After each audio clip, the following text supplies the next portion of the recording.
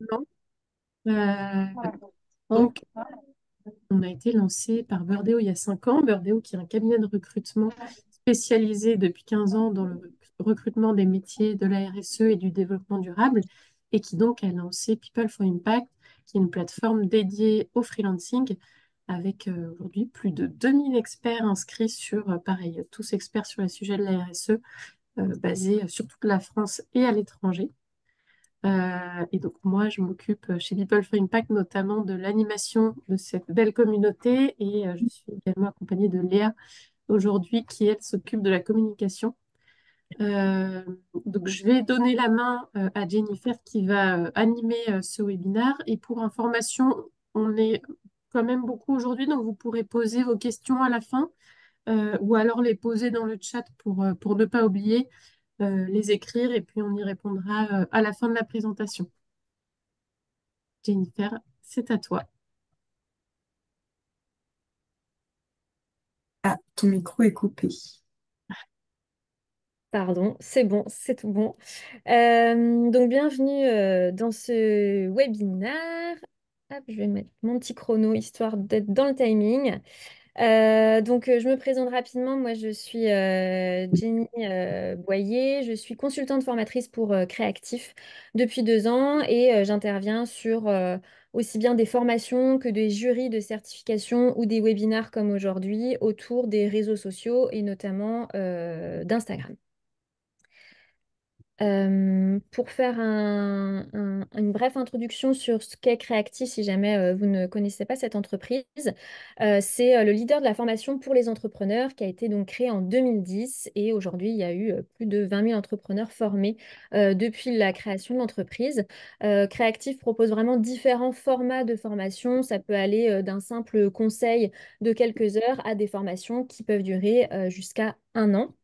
Il y a des intervenants qui sont partout en France métropolitaine et aussi dans les DROM-COM. Ça se fait aussi beaucoup en visio et vous avez des parcours qui sont à la fois qui peuvent être suivis en groupe ou en autonomie. Et toujours par des indépendants qui sont vraiment experts dans leur domaine. Donc chaque formation en fait est animée par des chefs d'entreprise aussi, des consultants formateurs qui du coup ben, voilà, partagent les mêmes problématiques que vous et connaissent vraiment la réalité du terrain. Pour entrer dans le vif du sujet d'aujourd'hui, donc on va essayer de comprendre comment vous pouvez trouver vos premiers clients grâce aux réseaux sociaux. Donc évidemment que en 45 minutes, on ne va pas pouvoir rentrer dans le détail de chaque point, mais en tout cas, vous aurez plein de pistes déjà pour creuser ensuite par vous-même. Donc on va voir comment utiliser les réseaux sociaux, lesquels choisir pour votre activité, comment définir votre stratégie, votre planning éditorial, les bonnes pratiques à suivre et celles justement à éviter, et puis aussi comment vous pouvez développer votre visibilité. Alors, donc, les réseaux sociaux aujourd'hui sont vraiment des incontournables. Je pense que ça, vous êtes tous au courant. Ça vous permet vraiment de vous faire connaître et d'augmenter votre visibilité. Donc, à la fois auprès de votre cœur de cible, mais aussi auprès de personnes qui sont plus dans vos cibles secondaires. Et ça vous permet vraiment de toucher une audience qui peut être à la fois très locale et en même temps très nationale, voire internationale. Donc, c'est ça aussi la force des réseaux. Ça vous permet de vous imposer en tant qu'expert sur votre domaine, quel qu'il soit, et de fidéliser des clients potentiels. Ce qui va être hyper intéressant sur les réseaux sociaux, c'est que dans réseau social, il y a le mot social, et c'est ça aussi que vous allez chercher à mettre en avant.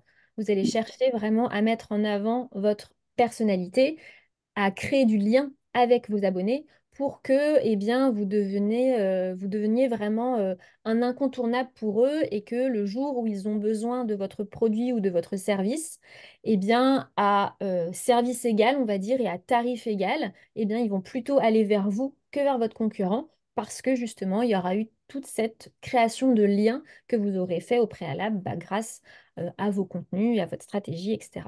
Donc, c'est ça qui est hyper important sur les réseaux. Et bien sûr, le but final quand même, c'est que les réseaux sociaux vous permettent de générer du trafic vers votre site internet ou vers votre boutique si vous en avez une, et donc de vendre. Aujourd'hui, les réseaux sociaux sont de véritables canaux d'acquisition clients. C'est pas, enfin, en tout cas, ce n'est pas seulement une vitrine pour votre activité. Tout dépend de l'utilisation que vous en faites. Pardon.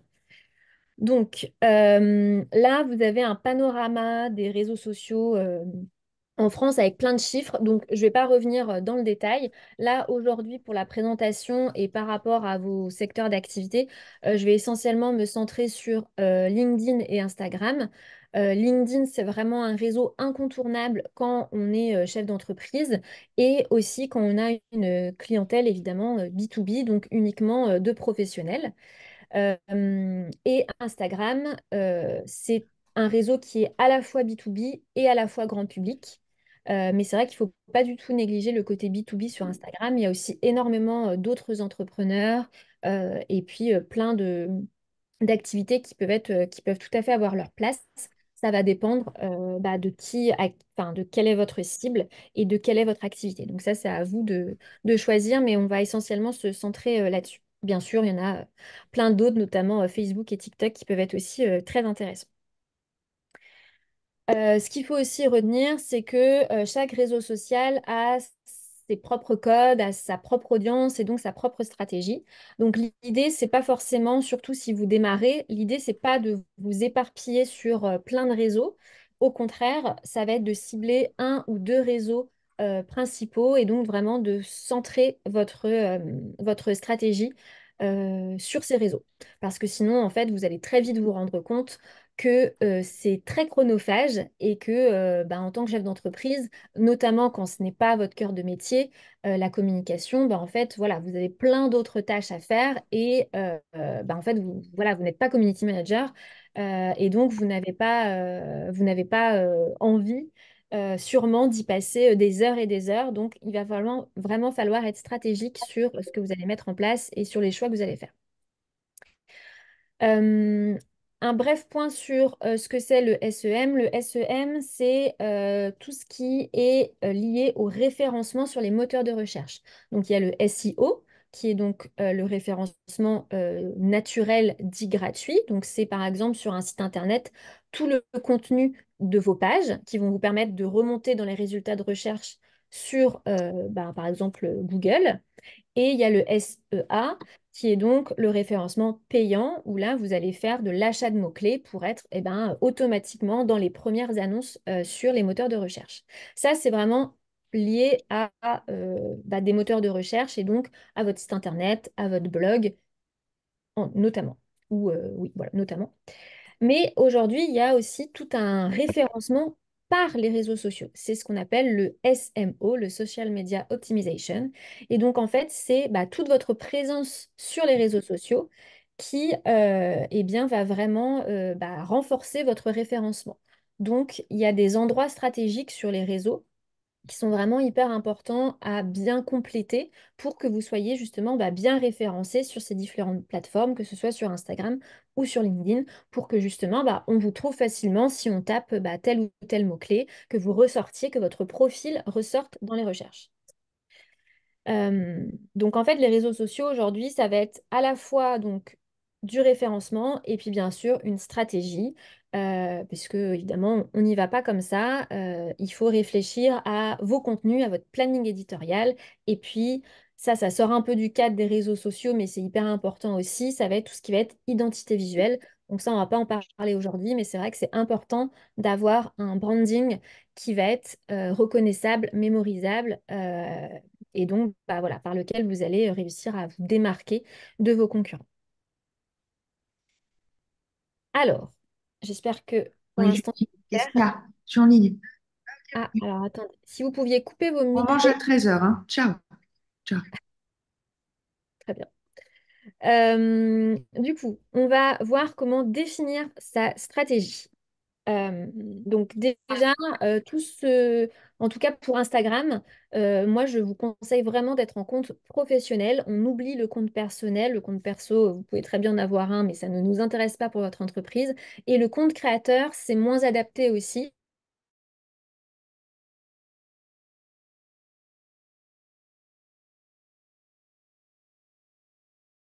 On t'entend plus. Moi non plus, je t'entends plus. Oui, ton micro est coupé. Ah oui, je crois que Léa avait coupé les micros de tout le monde, dont le mien. Pas de souci. Je reprends du coup, je disais. Pardon. Pas de souci. Du coup, oui, donc le compte vraiment professionnel sur Instagram, le compte créateur est plus pour bah, voilà, les personnalités publiques, des acteurs, des musiciens, des choses comme ça. Le compte professionnel, c'est vraiment pour les entreprises parce que notamment, vous allez pouvoir afficher des informations qui sont hyper importantes pour votre entreprise, notamment bah, votre adresse postale si vous avez un local physique ou en tout cas la ville sur laquelle vous vous situez. Vous pouvez aussi afficher votre mail, votre téléphone, qui vont être des boutons directs, ben voilà, pour simplifier aussi les personnes qui veulent prendre contact avec vous. Vous avez bien sûr les statistiques. Donc ça, vous l'avez aussi en compte créateur. Mais les statistiques, en tout cas, c'est hyper important bah, pour suivre le développement de votre compte et puis bah, voir si les actions que vous mettez en place portent leurs fruits ou non. Vous avez la possibilité d'ajouter des liens dans les stories, mais ça, c'est valable pour tous les comptes. Mais ça, c'est hyper important aussi et intéressant bah, pour, voilà, quand vous faites des stories sur Instagram dans lesquelles vous allez parler, bah, je sais pas, de vos produits, de vos services, que vous allez inciter les personnes à prendre rendez-vous avec vous, ben, vous pouvez à chaque fois glisser des liens qui renvoient bah, vers une page de prise de contact, vers une page de votre site internet, vers un article de blog, de journal ou que sais-je. Mais ça, c'est hyper intéressant. Et puis, en compte professionnel, on en reparlera tout à l'heure, vous avez la possibilité de faire de la publicité. Et ça aussi, ça peut être un vrai coup de boost pour votre activité. Mais on en reparlera tout à l'heure. Là, ce qui nous intéresse, c'est donc la partie stratégie et notamment la règle des 4 C qui est très importante à garder en tête quand vous allez réfléchir à votre planning éditorial et à votre stratégie de contenu. Donc ça, c'est valable aussi bien pour Instagram que pour LinkedIn. Oui, juste par rapport à ça, donc ça, c'était pour Instagram. Pour LinkedIn, vous avez 2 types de profils. Vous avez soit le profil euh, personnel, mais qui est un profil pro, et vous avez sinon la page entreprise. Vous pouvez totalement créer les deux. Cela dit, le profil est beaucoup plus mis en avant que la page sur LinkedIn. Donc, je vous conseille quand même de prendre la parole, de communiquer via votre profil et votre page. Vous pouvez très bien par contre, partager plus des actus de votre entreprise ou éventuellement repartager vos publications de votre profil vers votre page, mais vraiment de principalement communiquer via votre profil, en tant qu'entrepreneur individuel en tout cas. Donc, on reprend donc la règle des 4 C. Le premier, c'est le contenu. Donc ça, c'est vraiment le nerf de la guerre de votre stratégie, c'est quel contenu allez-vous proposer à vos abonnés, à vos prospects. Et donc, bien sûr, quand on parle de contenu, on parle d'un contenu de qualité. Ça va sans dire, mais c'est important parce qu'on voit un peu de tout sur les réseaux. Quand vous publiez un contenu sur les réseaux, vous devez toujours vous demander, ben, est-ce que ça va être utile pour ma cible? Donc, ça, parenthèse, on n'en parle pas aujourd'hui parce que c'est pas le sujet, mais évidemment que c'est hyper important d'avoir une très bonne connaissance de qui est votre cible, d'avoir vraiment défini votre client idéal ou vos clients idéaux si vous en avez plusieurs, et de vraiment bah, bien comprendre quelles sont ses attentes, ses freins, ses problématiques, etc., pour justement aussi pouvoir adapter la stratégie en fonction. Donc vraiment, à chaque fois que vous allez publier un contenu euh, ou planifier un contenu, il faut toujours vous demander, est-ce que ça va être utile pour mon audience, pour mes prospects? Est-ce que ça va répondre à un de leurs problèmes? Est-ce que ça va leur apprendre des choses? Est-ce que ça va peut-être les divertir? Parce qu'on peut aussi avoir comme objectif de divertir ses prospects.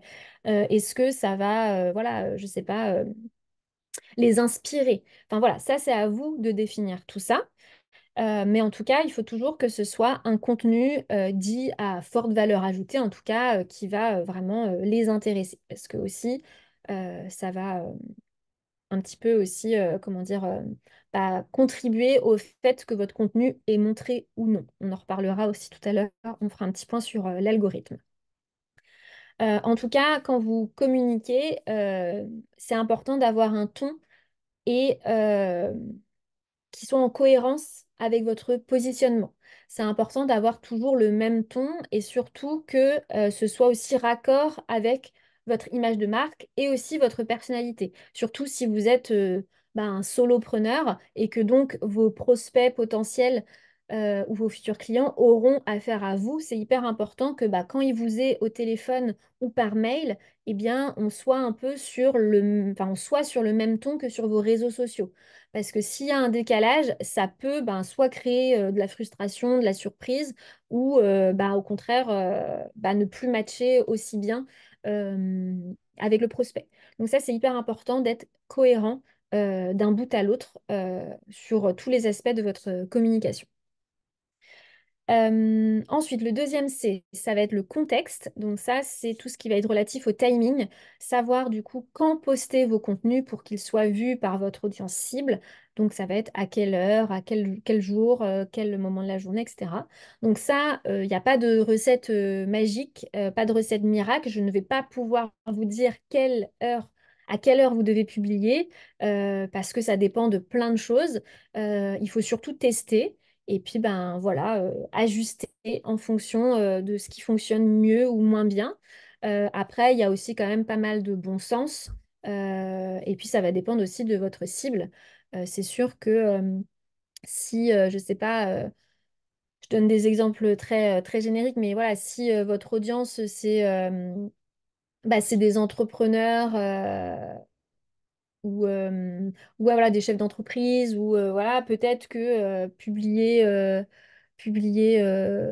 sur l'heure de midi, ça va pas être hyper pertinent parce que peut-être qu'ils sont en déjeuner client et que donc ils vont pas être sur les réseaux. Ou peut-être que publier le week-end, c'est pas pertinent non plus parce que justement, ils sont plutôt actifs la semaine.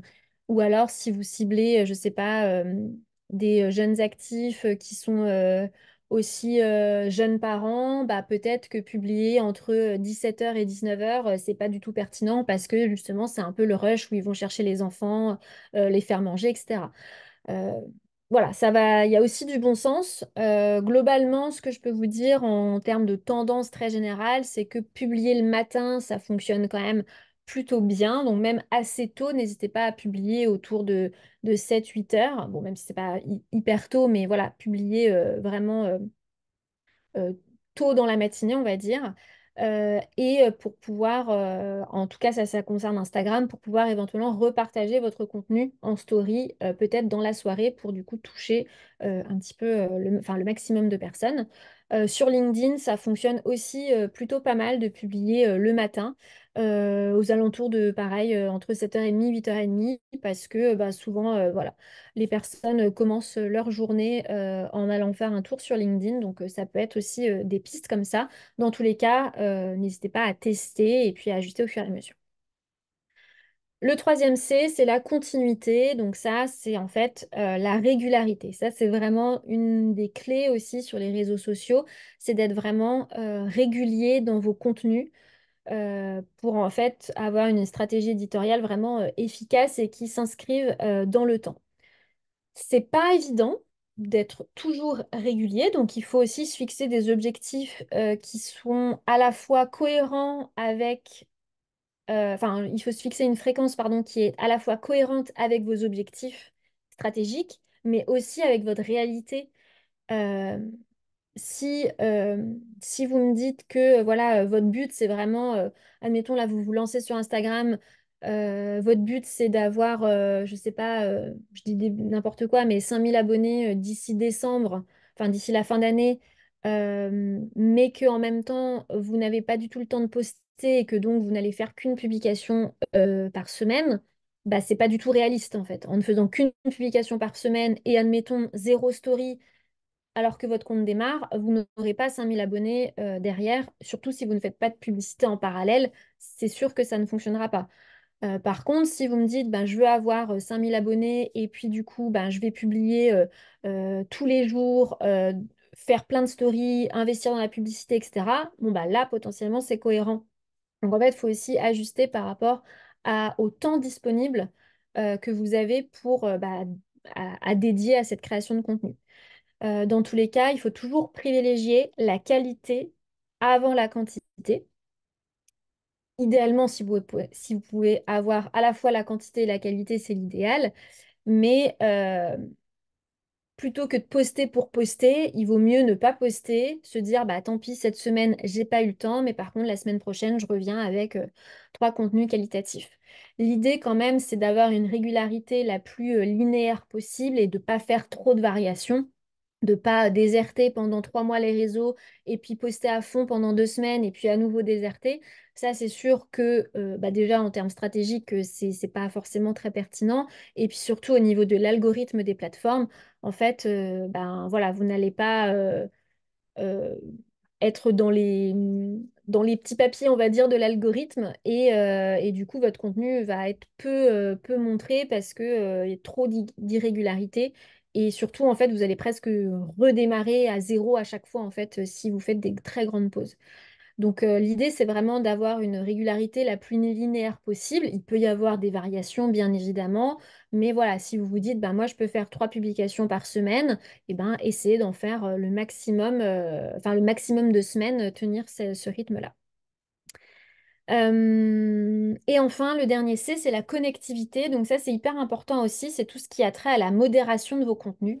Donc tout ce qui va être en fait les interactions que vous allez pouvoir avoir avec votre communauté. Donc vraiment répondre aux commentaires, répondre aux messages privés, interagir aussi sur leur profil, essayer de connecter avec eux justement pour créer ce lien et ouais, voilà, ce lien qui permettra justement de les marquer et faire en sorte qu'ils pensent plus à vous qu'à un de vos concurrents quand ils auront besoin de vos services ou de vos produits.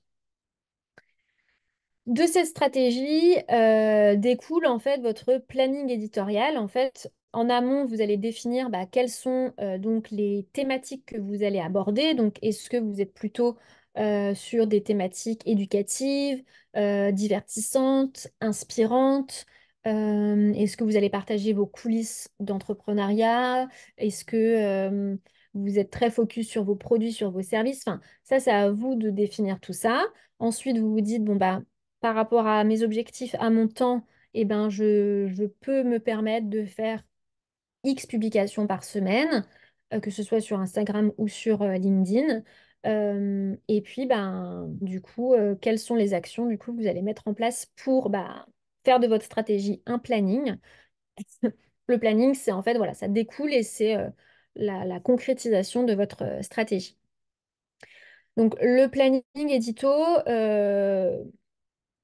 vous pouvez le faire sur un simple tableau Excel. Il n'y a pas forcément besoin d'avoir des outils très sophistiqués. L'idée, c'est que ce soit quand même un planning, comme son nom l'indique, donc un calendrier, donc que ce soit quand même rattaché à une date pour que ce soit aussi plus facile pour vous vous organiser et que vous ayez une vision globale sur les semaines ou les mois à venir. Mais voilà, pas forcément besoin d'avoir des outils hyper perfectionnés. Après, c'est vrai que par exemple, Notion ou Trello peuvent être des outils très intéressants et qui vous facilitent, entre guillemets, votre organisation. Mais un tableau Excel, c'est largement suffisant. Donc, quand vous construisez votre planning éditorial, donc comme je vous l'ai dit, il faut identifier vos thématiques. Ça, c'est la première étape. Vous déterminez ensuite votre fréquence de publication et ensuite vous allez pouvoir passer à la rédaction de vos contenus et à l'illustration. Donc, il n'y a pas forcément d'ordre. Vous pouvez soit rédiger d'abord et vous dire après comment j'illustre, ou alors justement illustrer d'abord vos contenus, vous dire j'ai besoin de tant de photos, de telle photo, telle photo, telle photo, et ensuite à partir de vos photos, faire les contenus. Moi-même, ça dépend de l'inspiration ou de voilà, si j'ai déjà les photos qui sont créées, des fois c'est plus simple, mais l'inverse peut être tout à fait faisable aussi. Et puis ensuite, vous allez vous dire, par exemple, voilà, le lundi, je vais poster, je sais pas, un carrousel éducatif sur tel sujet. Le mercredi, ça va être plutôt un post où je vais parler des coulisses de mon entreprise. Et puis le vendredi, ça va être peut-être la présentation d'un de mes services ou d'un de mes produits. Je dis ça vraiment au hasard, mais voilà. En tout cas, c'est ça que vous allez devoir déterminer. Et puis après, ben, le répliquer chaque semaine. Alors l'idée, évidemment, c'est pas de faire des copier-coller chaque semaine. Il faut quand même apporter de la variété à votre contenu. Mais en tout cas, vous pouvez très bien vous dire que voilà, le lundi, c'est plutôt des posts éducatifs. Le mardi, enfin, peu importe le jour, un autre jour, c'est plutôt inspirationnel. Et puis un autre, c'est plutôt divertissant, par exemple. Et puis vous déroulez votre planning comme ça. Alors évidemment, ça paraît simple dit comme ça. C'est beaucoup de travail, bien sûr. Mais, euh, mais en tout cas, dans la théorie, c'est ça. Là, on vous a mis un exemple concret avec l'exemple de Thomas Burbidge, que vous connaissez peut-être. N'hésitez pas à aller voir ses contenus un petit peu plus en détail si ça vous intéresse. En tout cas, c'est pour vous illustrer que vous pouvez donc être présent sur Instagram et sur LinkedIn et ne pas forcément avoir la même façon de communiquer sur Instagram. Donc là, on voit, il y a deux exemples. Il y a une vidéo et puis il y a un post qui est plutôt voilà, avec une citation qui est plutôt dans le but d'inspirer son audience. Et puis sur LinkedIn, ça va être plus orienté vraiment entrepreneuriat, business, plus orienté vraiment pour ben, ses prospects et vendre ses services. Là aussi, vous pouvez noter que c'est important aussi de varier les formats. C'est vrai que ce soit sur Instagram ou sur LinkedIn, vous avez quand même énormément de formats pour faire vos publications. Vous avez aussi bien de la vidéo, vous avez des carousels, vous avez des posts simples, vous avez sur LinkedIn, on peut faire aussi des sondages.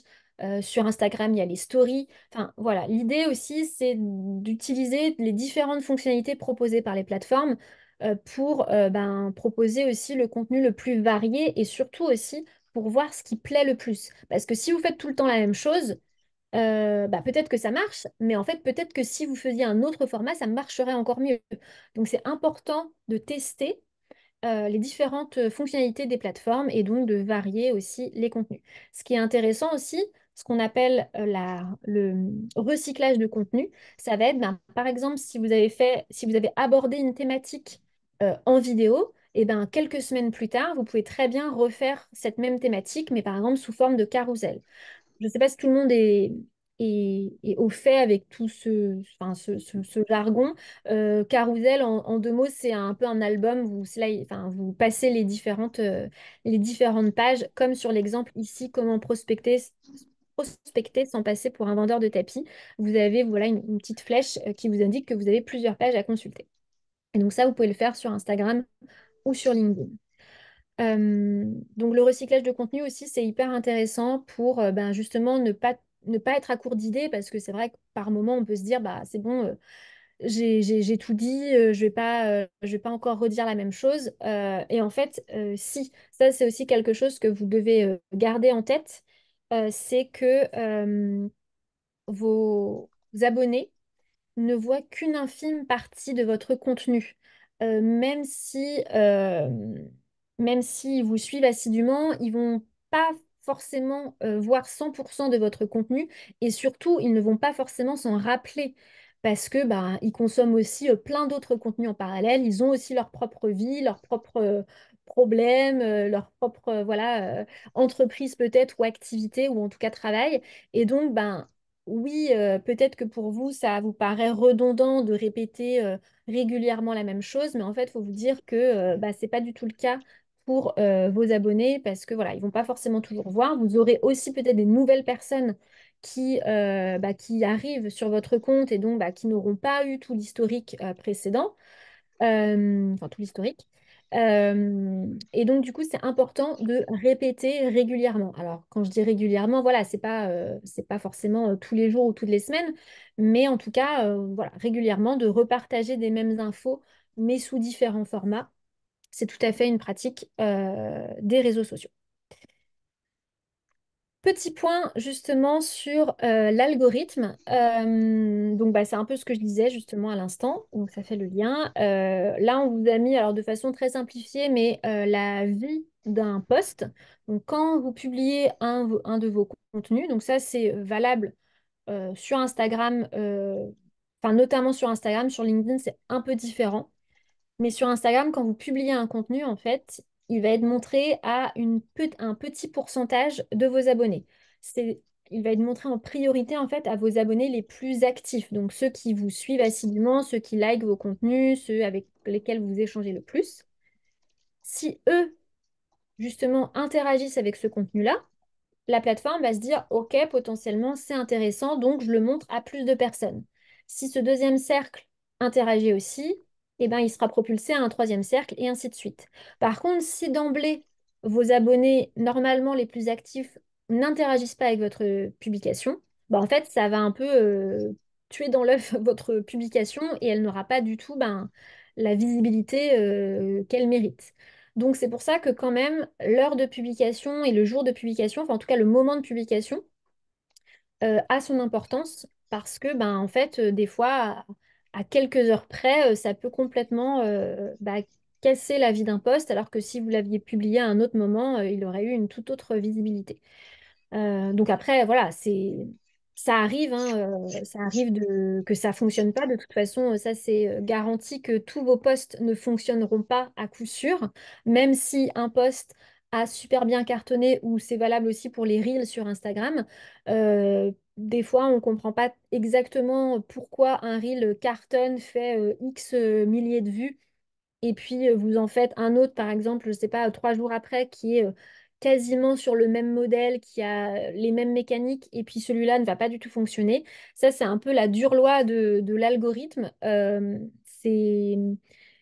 C'est pas, même si on connaît un petit peu ces rouages, c'est compliqué quand même de toujours viser juste. Donc, il faut avoir ça en tête aussi, mais c'est pas grave.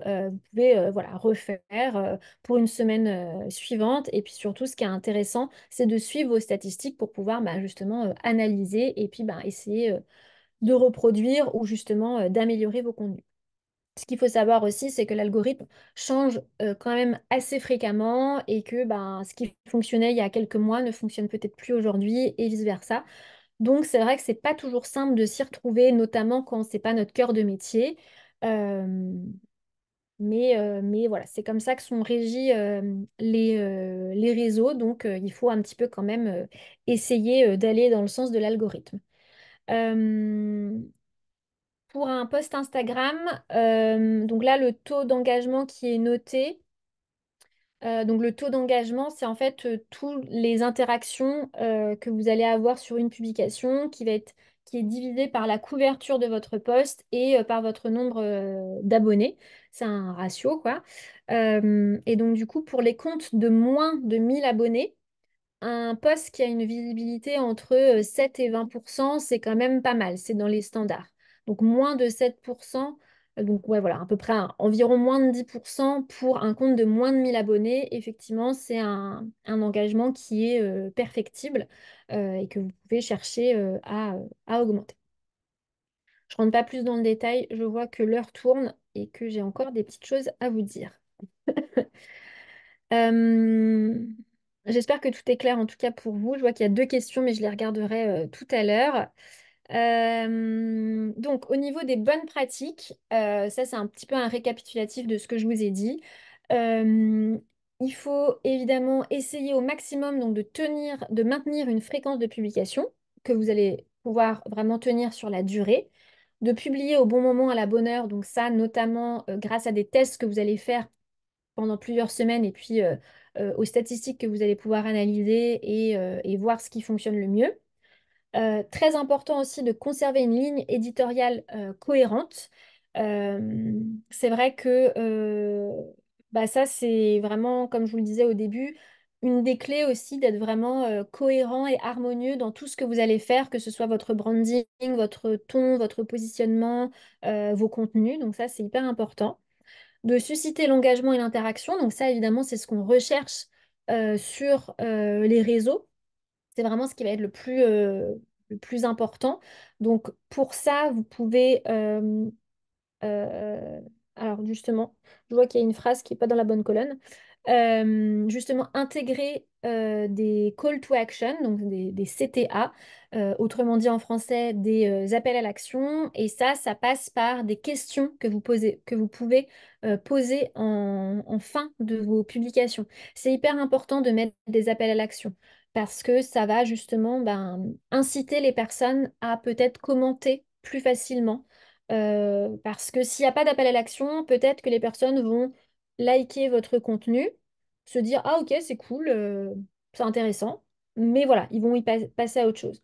Potentiellement, si vous posez une question, enfin le plus souvent, c'est mieux de faire des questions très basiques, hein. On ne cherche pas à faire, à ouvrir des discussions philosophiques, pas en tout cas pas dans un premier temps.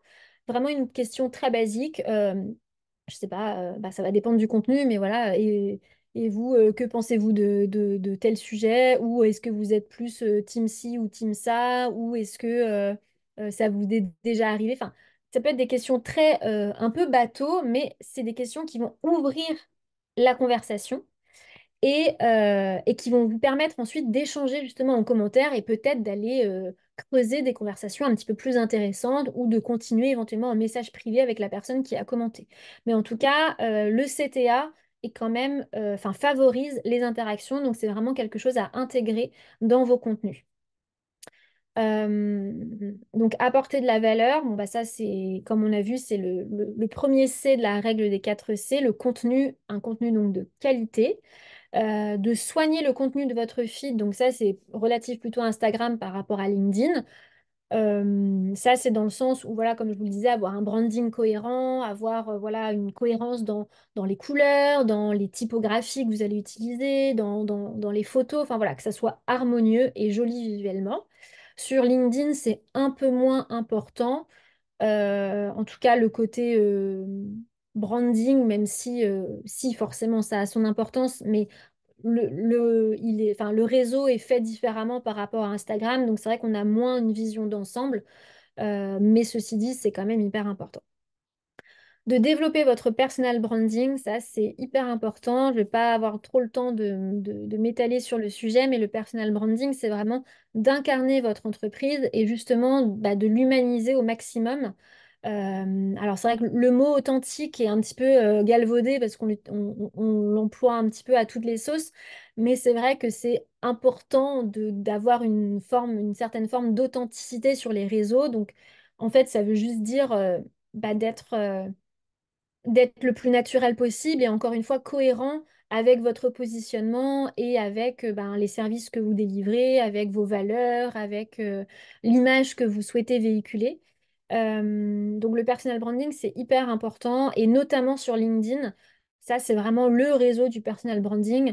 Et donc, en fait, ça passe aussi par ne pas parler que de je vends tel produit, je vends tel service, je fais ci, mais aussi parler, eh bien, peut-être plus de ce que vous vivez en tant qu'entrepreneur, peut-être même les galères que vous avez connues, ou sans parler de galères, juste les coulisses de votre entreprise, ou je sais pas, les leçons que vous avez tirées de l'entrepreneuriat, ou je sais pas, les formations que vous faites, etc. En fait, parler vraiment plus de vous, évidemment, dans un angle quand même pro, mais c'est hyper important parce qu'en fait, dès qu'il y a de l'humain, dès qu'il y a de l'expérience personnelle, c'est beaucoup plus facile pour les personnes en face de pouvoir s'identifier, de pouvoir se raccrocher à des événements peut-être similaires qu'ils ont vécus.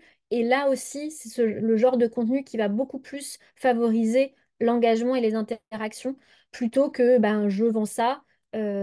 Ok, c'est intéressant et c'est bien de le dire et c'est important quand même, hein, parce que vous n'êtes pas là. Enfin, le but final, c'est quand même de vendre vos produits et services, bien sûr, mais pas au détriment, en tout cas, enfin, c'est pas au détriment, mais je veux dire, ça passe aussi justement en parlant de vous pour, encore une fois, créer un lien, un petit peu un affect avec votre audience. Les hashtags, c'est un sujet un peu en ce moment qui est un peu qui divise un peu parce qu'ils sont quand même pardon, en perte de vitesse sur Instagram.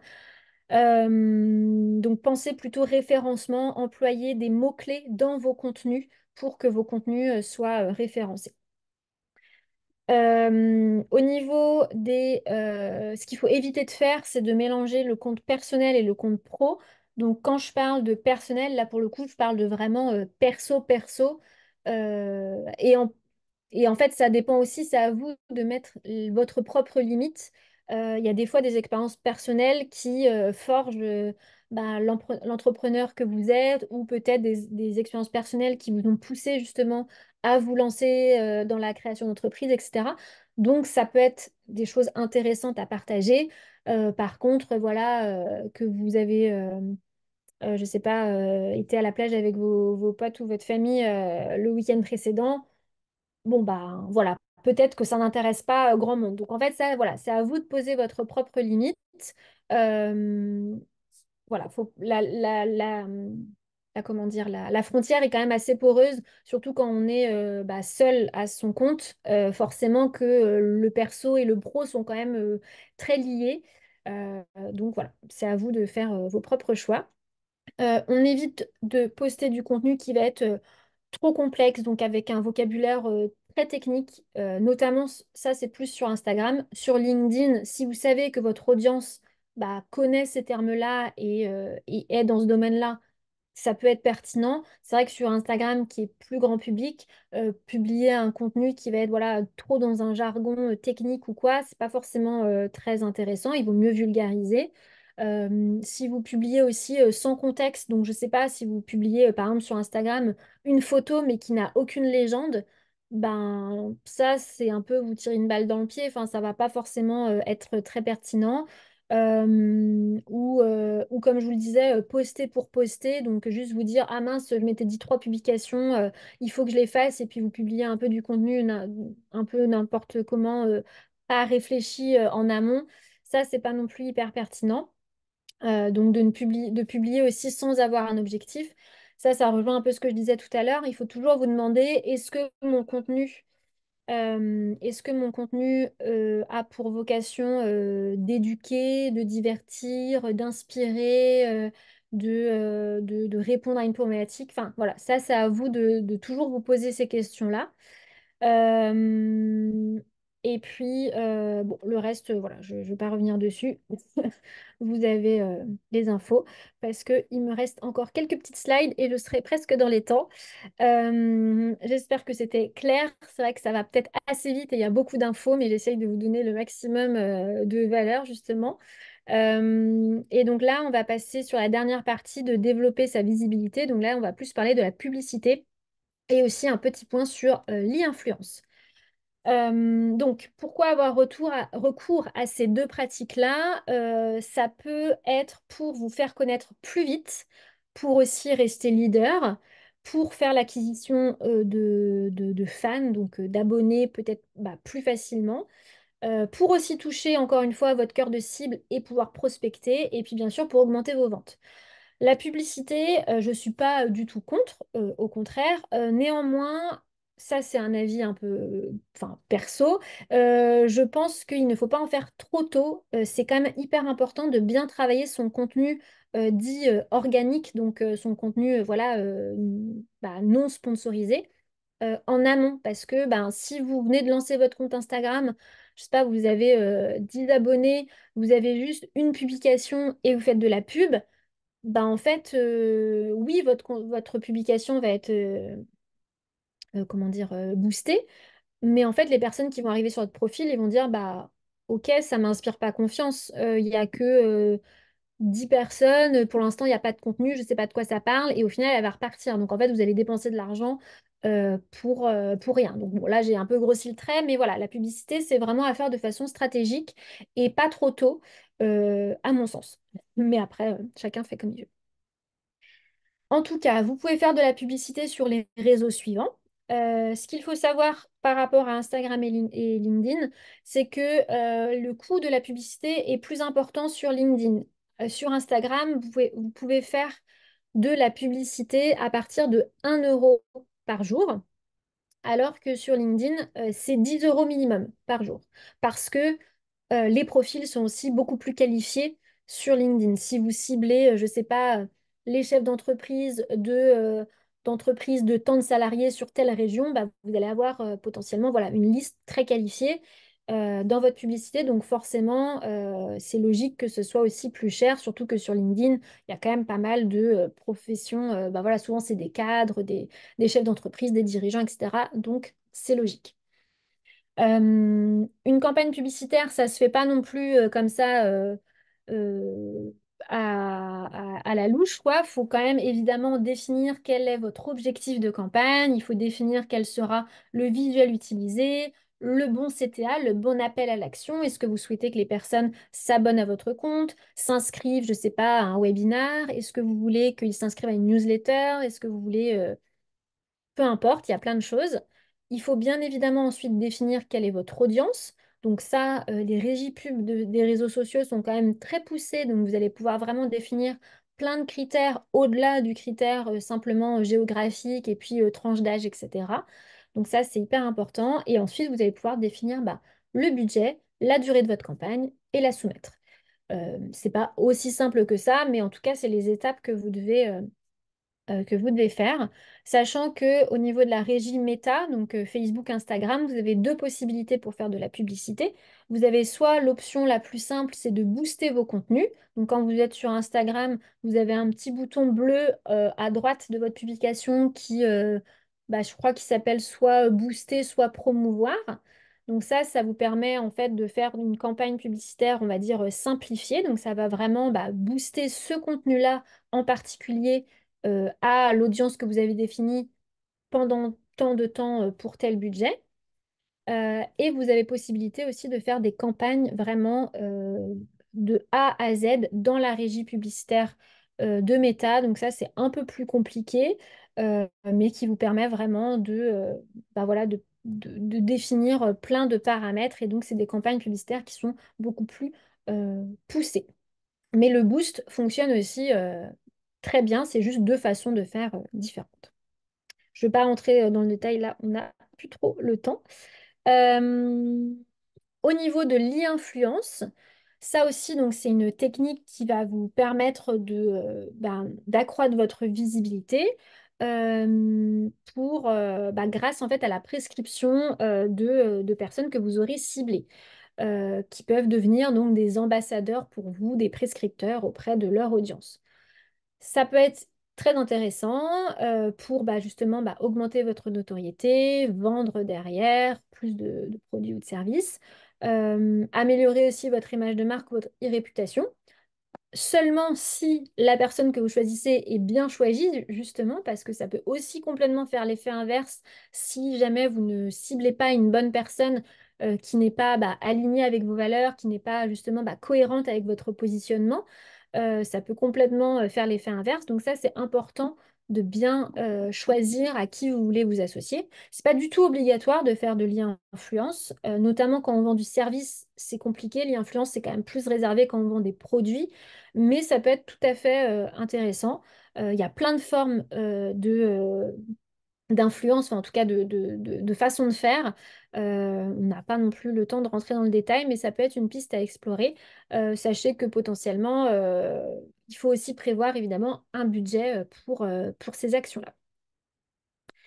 Je suis à peu près dans le timing, donc c'est top. J'ai un petit peu accéléré sur la fin. Je vais juste regarder les questions. Avant ça, je voulais juste vous faire un petit point par rapport à Créactif qui organise une porte ouverte en ligne qui est 100% gratuite, qui a lieu donc le 20 juin prochain de 9h à 19h avec plein d'ateliers, de conférences, d'une table ronde aussi avec la participation des fondateurs de Columbus, June et Emily Spilo qui vont faire une table ronde pour expliquer comment ils sont passés de zéro à, j'ai oublié leur chiffre d'affaires, mais voilà, tout est indiqué sur le site.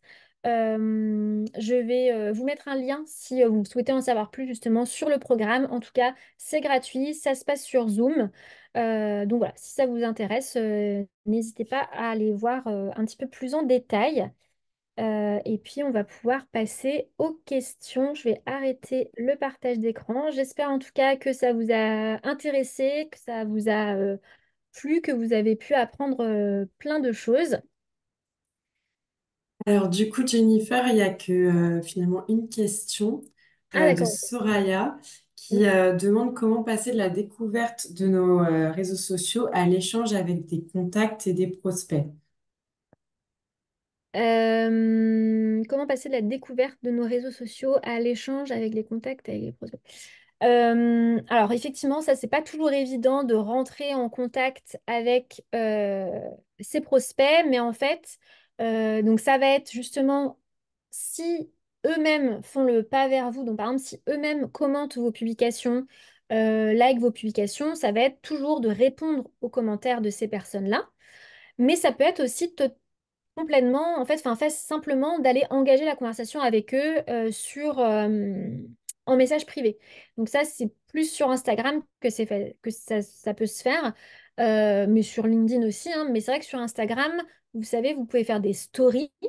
Et dans les stories, vous avez ce qu'on appelle les stickers d'engagement, qui sont plein de petits ajouts que vous pouvez faire à votre story. Vous pouvez très bien, par exemple, ajouter un sondage, ajouter je sais pas, un quiz, enfin plein de petites choses. Et donc, bah, par exemple, si vous faites un sondage, ça peut être même des sondages très basiques, hein, pas besoin de faire des trucs très compliqués, mais justement, si vous avez fait un sondage et que vous voyez que la personne, ou en tout cas plusieurs de vos abonnés répondent à vos sondages, et ben, vous pouvez très bien rebondir sur leurs réponses pour aller engager la conversation en message privé pour ben, justement essayer peut-être ben, d'ouvrir la conversation ou d'essayer d'en savoir plus par rapport à leurs réponses.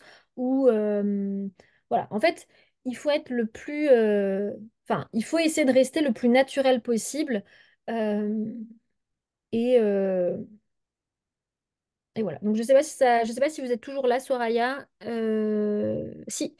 Du coup, je sais pas si ça répond à votre question. Si vous voulez d'autres précisions, n'hésitez pas. Si vous voulez intervenir, prendre la parole, pas de problème. Je vais vous mettre le lien du Oui, coup, porte ouverte. oui, c'est bon. Merci beaucoup pour la réponse. Ok, de rien, merci. Hop. J'avais une petite question, ça concerne plus LinkedIn. J'ai lu récemment, par exemple, pour augmenter sa visibilité sur LinkedIn auprès de l'algorithme, que c'était bien aussi de commenter régulièrement d'autres posts. Et toi, Oui. quel est ton point de vue là-dessus? Est-ce que tu vois un effet? Est-ce que c'est probant? Oui, effectivement. Alors ça, c'est ce qu'on appelle la routine d'engagement, donc qui peut se faire à la fois sur LinkedIn et sur Insta. En fait, l'idée, effectivement, en fait, c'est important aussi pour les plateformes que vous leur montriez que vous êtes aussi consommateur de la plateforme. Donc, en gros, l'idée, c'est pas juste de programmer votre contenu et puis de jamais aller sur la plateforme ou de juste voilà, y venir 2 secondes et puis repartir. C'est important quand même de vous aussi consommer du contenu d'autres entrepreneurs, d'autres créateurs, déjà ne serait-ce que pour l'inspiration et puis parce que c'est toujours intéressant. Et aussi justement voilà, de commenter leur contenu, d'essayer d'échanger, d'ouvrir des conversations parce que, ben, pareil, ça envoie des signaux positifs à l'algorithme et en plus, ça augmente aussi la portée du coup de votre profil parce que du coup, en tout cas pour LinkedIn, le fil d'actualité est un petit peu et fait en sorte que dès que vous commentez ou que vous liker un contenu, en fait, ça va apparaître sur le fil d'actualité des autres personnes. Alors, je ne sais pas si je suis très claire, mais par exemple, si je vois sur mon fil d'actualité qu'une personne de mon réseau a commenté le contenu de quelqu'un que moi, je ne suis pas, auquel je ne suis pas abonnée, et ben en fait, le fait que quelqu'un de mon réseau l'ait commenté, et ben ce contenu-là va apparaître dans mon fil d'actualité.